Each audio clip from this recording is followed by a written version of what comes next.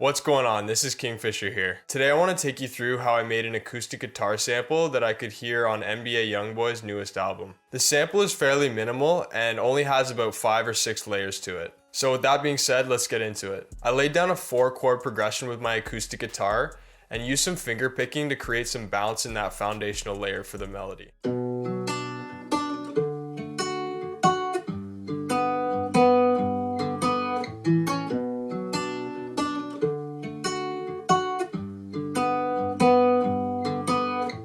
So when you're creating these foundational guitar melodies, you want to keep the main progression fairly simple so you can go in and add top lines afterwards and fill it out in steps. The effects that I put on this main guitar melody consisted of an EQ just to shape the sound, cut out the high and low frequencies, as well as a room reverb by Valhalla. Once I had that main guitar section looping, I added a top line layer.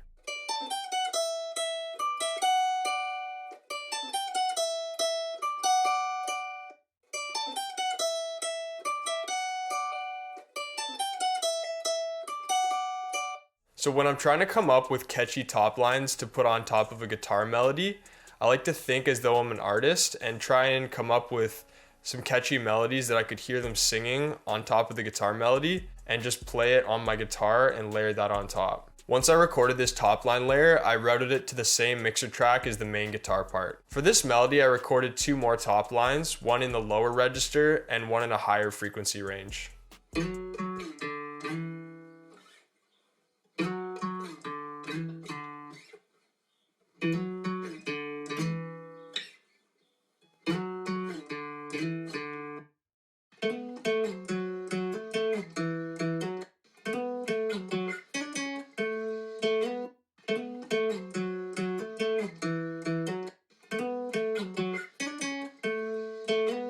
The top line in the lower register, I just routed to the same mixer track as the main guitar part. For the top line that I recorded in the higher register, I actually ended up reversing it in the final melody.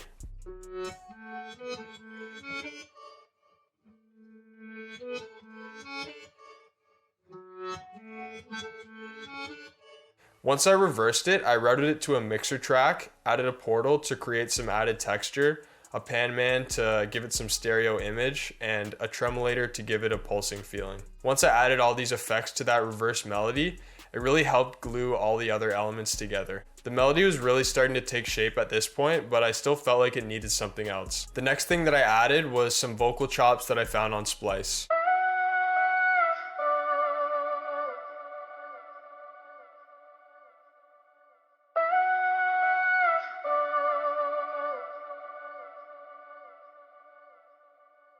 The only effects that I put on these vocal chops was some delay, some reverb, and some EQ to cut out the high and low frequencies. The final element that I added was a Rhodes Piano that I found in Analog Lab for a bridge section.